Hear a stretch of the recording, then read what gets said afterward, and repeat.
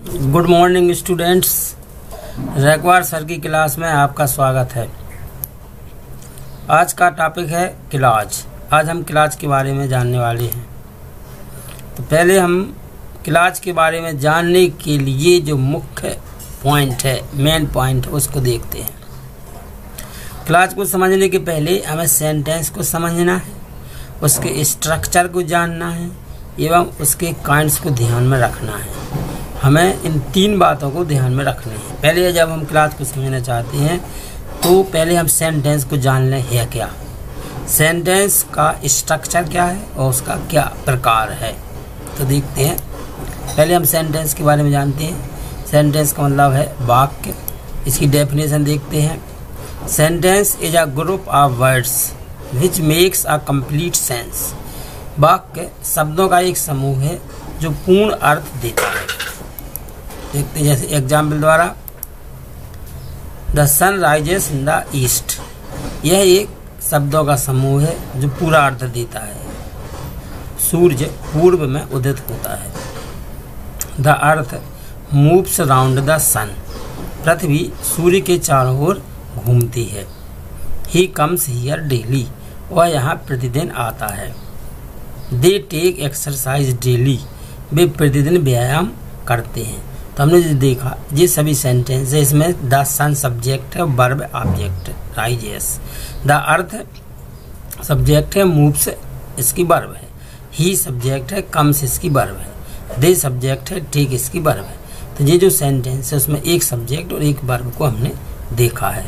आगे देखते हैं। अब हम देखते हैं काइंड्स ऑफ सेंटेंसेस, वाक्य के प्रकार। पहले हम देख ले रहे हैं बेस्ड ऑन मीनिंग।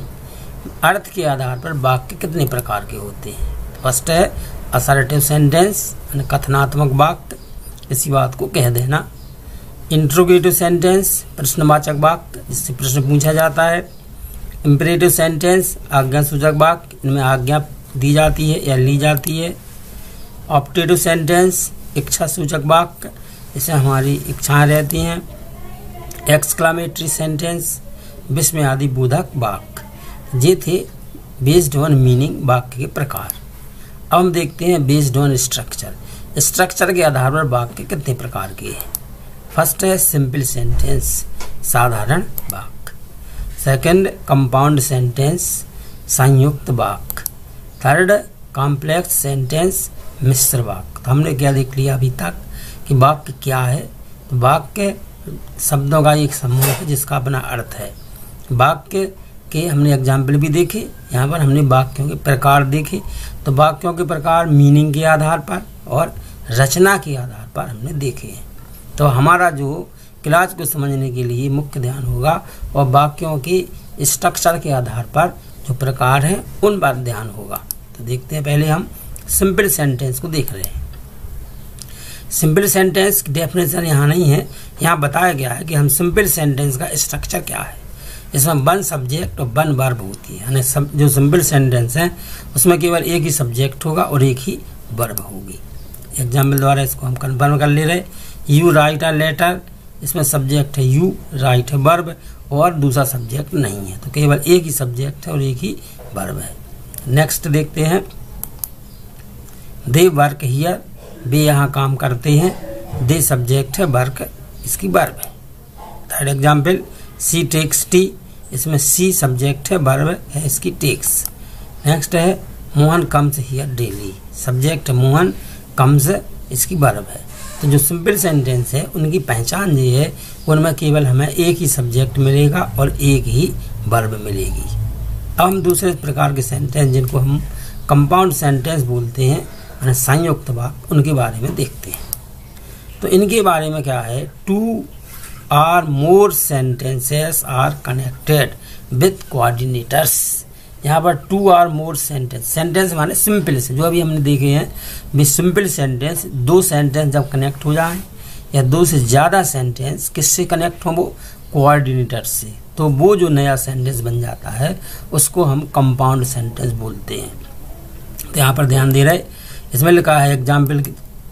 फर्स्ट है इसमें, यहाँ पर दो एग्जाम्पल दिए गए। यू वर्कड हार्ड, ये एक सिंपल सेंटेंस है क्योंकि इसमें एक सब्जेक्ट है यू और वर्गड एक ही वर्ब है। दूसरा इसका एग्जाम्पल है यू पास्ड द एग्जामिनेशन, आपने परीक्षा पास कर ली।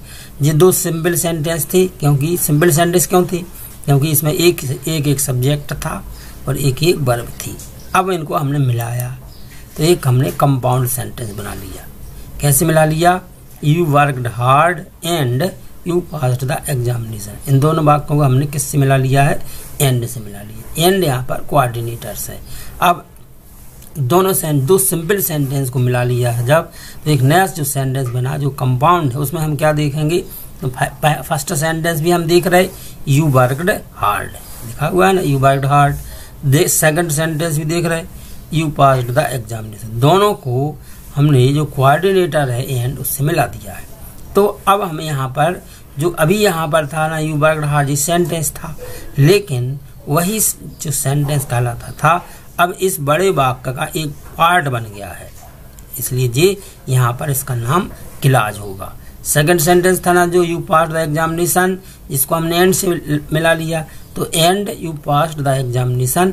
अब यहाँ पर ये सेंटेंस नहीं कहलाएगा, यहाँ पर क्या कहलाएगा जी? यहाँ पर जी क्लॉज नाम हो जाएगा। तो क्लॉज कहाँ पर होगा? क्लॉज कंपाउंड सेंटेंस में होगा। जब दो या दो से ज़्यादा सेंटेंस जुड़ जाएंगी किसी कोऑर्डिनेटर से और एक नया कंपाउंड सेंटेंस बन जाएगा, तो जिसको हम अभी सेंटेंस बोल रहे थे वही सेंटेंस कंपाउंड सेंटेंस में जाके क्लॉज बन जाएगा। करेक्ट है। नेक्स्ट एग्जाम्पल भी देखते हैं हम। यू कैन ऑफर इंग्लिश, आप इंग्लिश ले सकते हैं। यू कैन ऑफर संस्कृत, आप संस्कृत ले सकते हैं। ये अभी दो सिंपल सेंटेंस हैं, इनको हमने मिला के एक कंपाउंड सेंटेंस बना लिया। यू कैन ऑफर इंग्लिश और संस्कृत। क्योंकि इसमें यू कैन ऑफर यहाँ पर पहले से लिखा है तो यहाँ लिखने की जरूरत नहीं है, तो यू कैन ऑफर इंग्लिश और संस्कृत। जे first sentence you can offer English, you can offer Sanskrit, दोनों को हमने आर से मिलाया है। यहाँ पर आर कोऑर्डिनेटर होगा, तो एक कंपाउंड सेंटेंस बना यू कैन ऑफर इंग्लिश और संस्कृत। अब इसमें जो first sentence you can offer English, अब जी यहाँ पर जहाँ जी सेंटेंस था अब यहाँ पर जी क्लॉज बन गया, और यू कैन ऑफर संस्कृत जी अभी यहाँ पर सेंटेंस था और इसमें आकर के जी क्लॉज बन गया। तो क्लॉज को हम कहाँ देख रहे हैं? क्लॉज कंपाउंड सेंटेंस में होता। जो यदि कोई सिंपल सेंटेंस है तो वही सिंपल सेंटेंस है एक और सिंपल सेंटेंस से मिल जाता है, तो जो नया सेंटेंस बनता है कंपाउंड उसमें क्लॉज होता, वही क्लॉज उसका नाम हो जाता है। नेक्स्ट है he gets a good salary, first sentence था she lives a happy life, और वह अच्छा जीवन जीता है। इनको हमने मिलाया कंपाउंड सेंटेंस बना लिया। She gets a good salary and lives a happy life. तो यहाँ पर she gets a good salary जो पहले था सेंटेंस, अब इस कंपाउंड सेंटेंस में वही क्लॉज बन गया। She lives a happy life जी हम सेंटेंस था, अब वही ये and lives a happy life जी क्लॉज बन गया है। Next example he is rich he is not happy, वह धनवान है वह खुश नहीं है। तो अभी ये ही इज रिच सेंटेंस है, कंपाउंड सेंटेंस में जब मिल गया है तो वो क्या बन गया? क्लॉज बन गया। ही is rich but not happy. तो अभी हमने कंपाउंड सेंटेंस में देखा है कंपाउंड सेंटेंस में दो सिंपल सेंटेंस मिलकर के एक कंपाउंड सेंटेंस बनाते हैं, और कंपाउंड सेंटेंस में ही क्लॉज होते हैं। जो सेंटेंस था अभी पहले वही अब कंपाउंड में जाकर के क्या बन गया है? क्लॉज बन गया है। अब हम कॉम्प्लेक्स सेंटेंस के बारे में भी देख लेते हैं। पहले देखते हैं two or more simple sentences are connected with subordinators. वहाँ पर जब कंपाउंड सेंटेंस अभी हमने क्या देखा था? दो सिंपल सेंटेंस या दो से ज़्यादा सेंटेंस किससे कनेक्ट होते हैं? कोऑर्डिनेटर से। और कॉम्प्लेक्स सेंटेंस में किससे? दो या दो से अधिक सिंपल सेंटेंस कनेक्ट होते सबऑर्डिनेटर से। तो कोऑर्डिनेटर्स और सबऑर्डिनेटर्स की अलग से वीडियो बनाई जाएगी आगे, वो बाद में आप देख लेंगे। अभी हम यहाँ पर केवल कॉम्प्लेक्स सेंटेंस के बारे में देख रहे हैं। तो जो सबऑर्डिनेटर हैं उनसे जब दो सिंपल सेंटेंस जोड़े जाते हैं तो नया जो सेंटेंस बनता है वो कॉम्प्लेक्स होता है। एग्जाम्पल द्वारा देखते हैं। द सन राइजेस, सूर्य उदित होता है। द डार्कनेस डिसअपीयर्स, अंधकार गायब हो जाता है। अभी ये दो सिंपल सेंटेंस हैं, इनको हमने मिलाया और कॉम्प्लेक्स सेंटेंस बना लिया। As soon as the sun rises the darkness disappears, एक नया वाक्य बन गया। जैसे ही सूर्य उदित होता है अंधकार गायब हो जाता है। ये एक कॉम्प्लेक्स सेंटेंस है। इसमें अभी जो द सन राइजेस सेंटेंस था यहाँ आकर के वो क्लॉज हो गया। द डार्कनेस डिसअपीयर्स, अभी जो सेंटेंस था यहाँ आकर के वो क्लॉज बन गया। He did not go to school, it was raining. वह स्कूल नहीं गया, वर्षा हो रही थी। अभी जिस सेंटेंस हैं यहाँ देखेंगे, हमने एक कॉम्प्लेक्स सेंटेंस बना लिया। He did not go to school because it was raining. वह स्कूल नहीं गया क्योंकि वर्षा हो रही थी। He did not go to school जी अब क्लाज है यहाँ पर, बिकॉज इट वाज रेनिंग जी भी एक क्लाज बन गया है। गांधी जी वाज वेलकम्ड, गांधी जी का स्वागत किया गया। ही वेंट भी गए, कॉम्प्लेक्स बनाया इसका। Gandhi ji was welcomed wherever he went, Gandhi ji का स्वागत किया गया जहाँ कहीं भी वे गए। आई मेट हर फादर, मैं उसके पिता से मिला। He was not at her home, वह घर पर नहीं थी। इनको हमने मिलाया, एक कॉम्प्लेक्स सेंटेंस बना लिया। Since she was not at home, चूँकि वह घर पर नहीं थी। आई मेट हर फादर, मैं उसके पिता से मिला। तो हमने यहाँ पर देख रहे हैं जब दो सिंपल सेंटेंस इसमें एज सून एज से मिलाया गया है तो as soon as the sun rises जी क्लाज बन गया। द डार्कनेस डिसअपियर्स जी भी क्लाज है क्योंकि जी कॉम्प्लेक्स सेंटेंस का एक भाग है। He did not go to school, ये क्या है जी क्लाज है। बिकॉज इट वाज रेनिंग जी दूसरा क्लाज बन गया। गांधी जी वाज वेलकम्ड जी क्लाज है। वेयरएवर ही वेंट जी दूसरा क्लाज बन गया। Since she was not at home, क्योंकि वह घर पर नहीं थी। आई मेट हर फादर, मैं उसके पिता से मिला। तो हमने अभी देख लिया है कि जो क्लाज हैं वे कंपाउंड सेंटेंस में होते हैं और कॉम्प्लेक्स सेंटेंस में होते हैं। कंपाउंड सेंटेंस की हमने देखे अभी दो भाग देखे, तो दोनों भाग जो दो भाग कहाँ से आएंगे या तीन भाग कहाँ से होंगे, सिंपल सेंटेंस ही उसमें आपस में कनेक्ट होकर के एक कंपाउंड या कॉम्प्लेक्स सेंटेंस बनाएंगे। तो जो अभी सेंटेंस थे वे कंपाउंड और कॉम्प्लेक्स में जाकर के क्लाज बन जाते हैं, क्लाज कहलाने लगते हैं।